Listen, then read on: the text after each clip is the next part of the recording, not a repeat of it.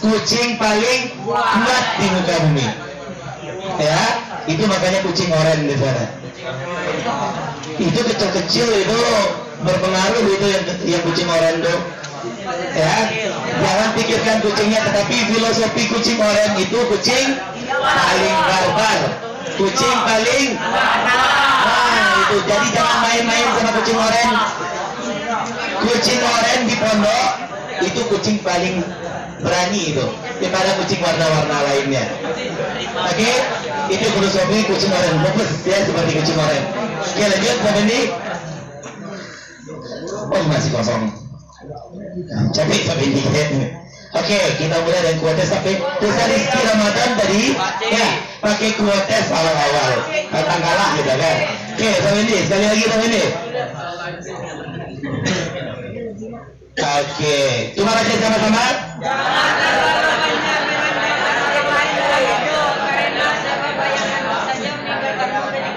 Iya, jangan terlalu banyak mengandalkan orang lain dalam hidup, karena sebab bayanganmu saja meninggalkanmu ketika gelap.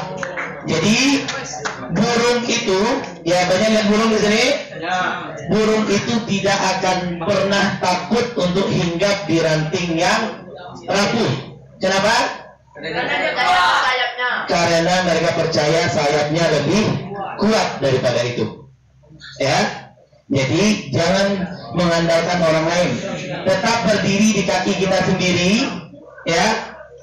Bayangan kita saja yang selalu bersama kita di bayangan, ya. Lihat bayangan Ustaz sini. Ketika aula ini gelap, bayangan itu pun akan hilang meninggalkan Ustaz. Jadi tetap percaya pada diri sendiri, berpijak pada kaki sendiri. Calon pemimpin tidak boleh terlalu banyak mengandalkan orang lain. Tidak boleh harus disuruh dulu baru bergerak. Tidak boleh disuruh dulu dari pengasuhan ke semua taklim, silakan aduk ke masjid. Tidak seperti itu lagi. Lakukan yang terbaik yang bisa antum lakukan.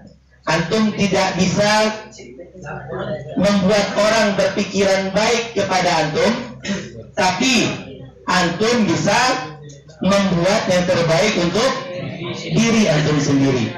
Itu makanya ya kita diciptakan dengan kepala, ada 2 telinga, 2 mata dan 1 mulut.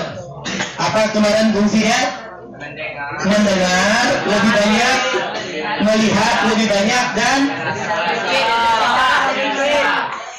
sedikit untuk berbicara. Itu makanya ada telinga 2, mata 2, lubang hidung 2, dan mulut cuma 1. Lebih banyak mendengar, lebih banyak melihat pelajaran, lebih sering merasa, dan sedikit berbicara. Oke, lanjut sendiri. Ustaz Effendi. Oke, pertama dalam laporan, ya kita lanjut kepada laporan kita. Lambang apa saja yang ada dalam laporan? Oke, sudah bisa tahu? Oke, aja. Pertama lambang pondok, yang kedua tadi siang Ustaz Hafiz bilang apa? Anak pondok jangan jadi pengecut. Tahu pengecut? Beraninya katakan. Kalau mau jawab, angkat tangan jawab. Oke, Habib. Lambang apa saja yang ada dalam laporan? Lambang pondok dan lambang organisasi. Lambang pondok itu lambang lembaga. Kita coba cek sampai ini, betul atau enggak?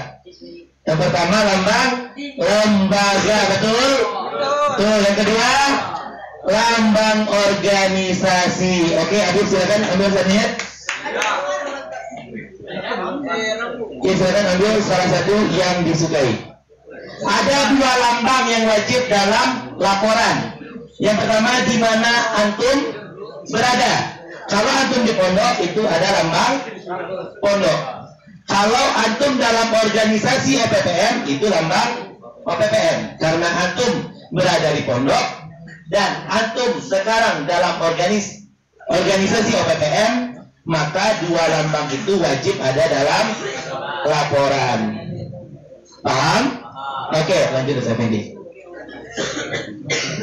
Apa pertanyaan setelah ini?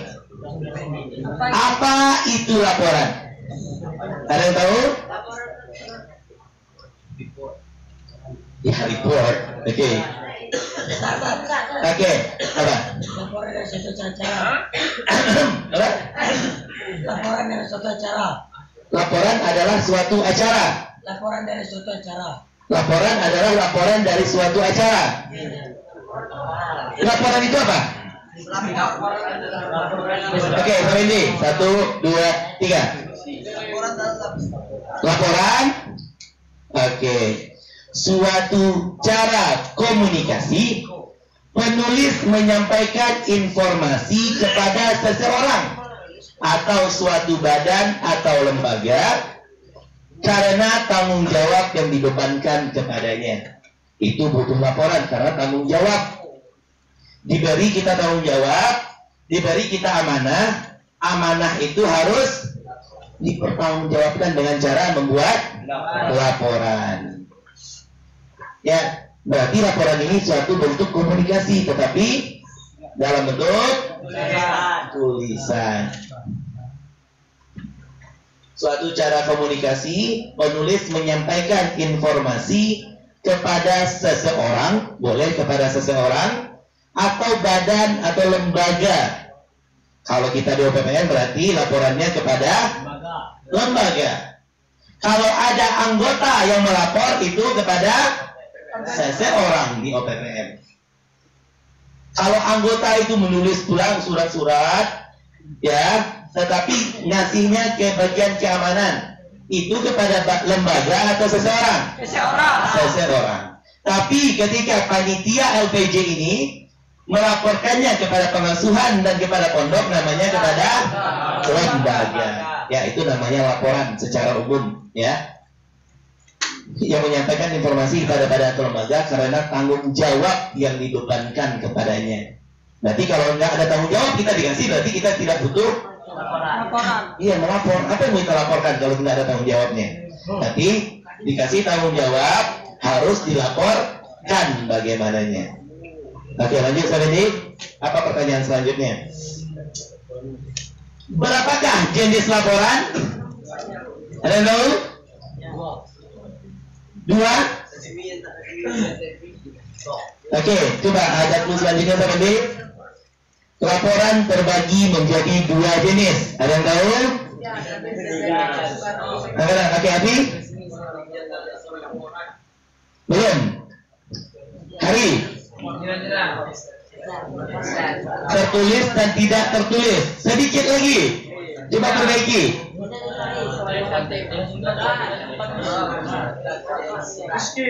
Tersurat dan tersirat. Belum. Siapa lagi?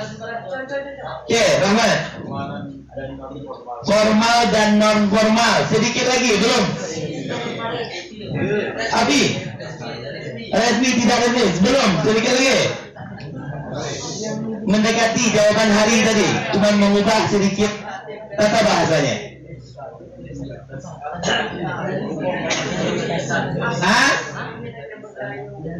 Laporan tertulis dan laporan lisan. Kita coba cek, ya atau enggak? Yang pertama, laporan lisan. Yang kedua, laporan tulisan. Bagaimana bentuk laporan lisan? Ya, secara langsung anggota tokoh al-A, anaknya ini yang ini al-A. Ya, misalnya al-Zikrai tadi yang jadi keamanan katanya. Al-A, anak diganggu sama kawan ini al-A. Itu laporan lisan. Atau sendal anak digosok al-A, lapor kepada mudabirnya. Sendal anak digosok al-A, ini enggak piket al-A. Itu laporan lisan kepada seseorang. Oke, yang kedua laporan tulisan, ya. Laporan tulisan, kenapa dimerahkan? Karena itu akan menjadi pembahasan kita malam ini. Oke, siapa yang menjawab tadi? Oke, Sidik, silakan diambil satu. Kita masuk kepada laporan tulisan. Bagaimana harusnya sebuah laporannya itu, Ustaz? Kami buat laporan ini, Ustaz. Bagaimana seharusnya laporan itu, Ustaz? Apa saja yang harus kami buat? Bagaimana sifat-sifat dari laporan itu, Ustaz? Coba sampai ini. Laporan harusnya bersifat yang pertama objektif. Tahu objektif? Apa yang dikerjakan itu ya dilaporkan. Ini kan panitia LPG, nanti yang dilaporkan PHBI, masuk ya? Enggak, dia harus objektif gitu. Satu lagi, kalau misalnya antum menerima laporan harus objektif juga kan, subjektif. Bisa dilaporin sama adik kelasnya, laporan si itu dia jahat semana. Itu adik sini tuh. Nanti nanti tak dimarahin, gitu kan? Tak diingatkan. Harus objektif, jangan subjektif. Harus objektif. Siapapun dia, bagaimanapun, kalau ada laporan dari seorang tentang permasalahannya harus ditindaklanjuti. Ya, kalau dalam laporan tertulis, objektif ini apa yang dikerjakan itu yang dilaporkan. Ya, ini kerjakan ini seperti ini, keuangan ini. Harus dilaporkan seperti itu. Apa saja lomba-lombanya semuanya harus dilaporkan seperti yang terjadi. Jadi sebelum ini mungkin ada yang bikin proposal itu yang disalin menjadi laporan, itu salah. Karena proposal itu rencana, sedangkan laporan itu hasilnya. Mungkin di rencana antum akan mengadakan laporan tarik tambang, akan mengadakan lomba ini. Tetapi di laporan tidak ada. Harus antum dilaporkan ada, tidak. Ya, laporan itu semua yang terjadi. Sedikit berbeda dengan proposal. Kalau proposal itu rencana, kalau laporan itu apa yang sudah terjadi. Ya, harus objektif. Semua yang terjadi itu yang dilaporkan. Jangan sampai tidak dilaporkan. Itu objektif. Yang kedua, jelas. Laporan itu harus jelas. Kalau tidak jelas, tidak laporan dia harus jelas gitu. Ini tujuannya, ini seluruhnya, ini laporan, ini yang sudah terlaksana, ini yang belum terlaksana, ini uang masuk, ini uang keluar, ini harus jelas seluruhnya. Ketika diterima oleh pemegang kebijakan di lembaga tersebut, orang itu mudah untuk memahaminya. Itu makanya laporan itu harus jelas seluruhnya. Mulai dari laporan kegiatan, laporan apa seluruhnya, itu semuanya harus jelas. Ya, tidak boleh tidak jelas. Yang ketiga, harus sempurna dan lengkap. Nanti di laporannya ternyata lupa dokumentasi. Lengkap ya? Tidak. Salah satu syarat laporan itu diterima harus ada dokumentasi bahwa kegiatan benar-benar dilakukan. Ternyata lupa lampiran kwitansinya. Ya? Bisa diterima? Tidak. Itu maka untuk seluruh pembelian barang-barang harus ada lampiran kwitansinya. Itu bisa membuatnya sempurna atau lengkap. Jangan sampai ada yang tertinggal sedikit pun. Tabel-tabelnya berapa orang yang ikut, berapa orang ini seluruhnya harus lengkap dia. Ada 3 sifat dari laporan. Yang pertama objektif, jelas yang dilaporkan. Yang ketiga sempurna dan lengkap. Kalau ketiga-tiganya itu laporannya bisa diterima. Apa fungsi laporan itu? Ada yang tahu apa fungsi laporan? Coba angkat tangan. Ada yang tahu? Coba yang keroyokan. Ayo satu-satu angkat tangan. One student speaking. Oke, Rizky. Untuk menyampaikan hasil suatu kegiatan. Mungkin bisa jadi. Ada lagi? Ada lagi? Apa fungsi dari laporan itu? Kenapa laporan itu harus dibuat? Apa fungsinya? Buat apa sih laporan itu? Coba. Oke, berani. Untuk informasi kepada suatu lembaga itu laporan. Fungsinya kenapa harus kita buat? Sebagai bukti. Kita tampung tuh sebagai bukti. Satu sebagai apa satu lagi? Rizky sebagai apa satu lagi? untuk menyampaikan hasil suatu kegiatan. Ada yang lain? Bisa menambahkan? Atau kita cukupkan 2? Cukup? Oke, kita coba cek sampai B. Fungsi laporan yang pertama. Bukti pertanggungjawaban dari pelaksanaan sebuah kegiatan. Ya, yang pertama benar kata Allah Fikran Kamil. Laporan itu adalah sebagai bukti bahwa kegiatan itu benar-benar dilaksanakan. Kalau kegiatan terlaksana nih, nggak ada laporan, bisa orang percaya? Enggak. Misalnya kami benar-benar kayak ini, bisa kami benar lakukan ini, bisa gini. Ada laporannya? Enggak ada, Ustaz. Kami tidak bikin laporan, Ustaz. Bisa diterima? Tidak. Semuanya harus dilaporkan apa yang antum lakukan itu. Berarti sebagai bukti pertanggungjawaban dari pelaksanaan sebuah kegiatan, sebagai bahan evaluasi untuk pelaksanaan kegiatan selanjutnya. Itu butuh laporan itu ya. Fungsi laporan itu sebagai bahan evaluasi. Misalnya kalau laporan antum terlambat, untuk kegiatan selanjutnya kita tidak bisa evaluasi apa yang harus diperbaiki di sana.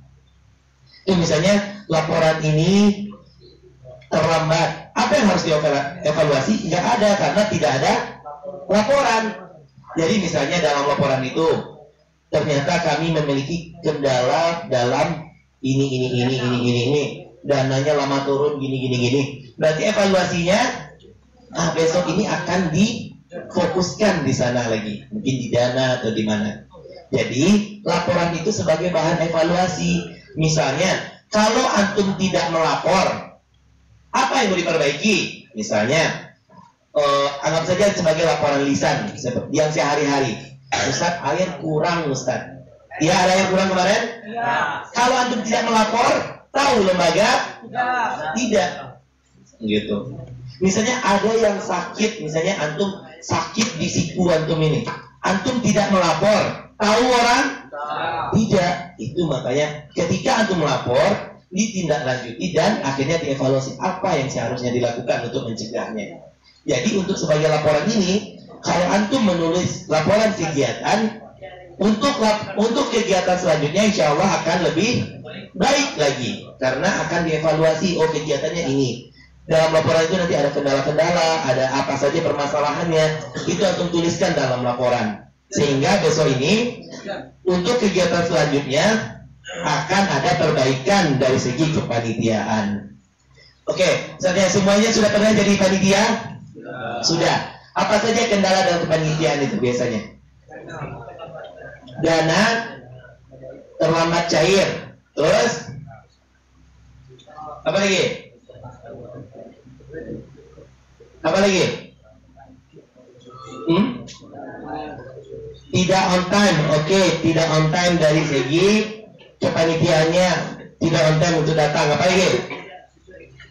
Tidak sesuai ekspektasi, maksudnya apa nih? Ya, misalnya dari dana tadi. Ketika antum buat laporan, ketika antum sampaikan apa saja evaluasinya, apa saja kendala dalam kepanitiaan antum, insya Allah akan dibaca oleh pengasuhan, dibaca oleh ketua pengasuhan, dibaca oleh sekretariat, dibaca oleh direktur. Insya Allah itu akan dievaluasi. Insya Allah, tidak akan lagi terjadi hal yang sama di kepanitiaan selanjutnya. Itu adalah fungsi kedua dalam laporan sebagai bahan evaluasi untuk pelaksanaan kegiatan selanjutnya. Lanjut sampai ini. Sebagai dasar pengambilan keputusan atau kebijakan tertentu, seorang ketua akan membuat sebuah keputusan kalau ada laporan seperti ini di kepanitiaan kami seperti ini.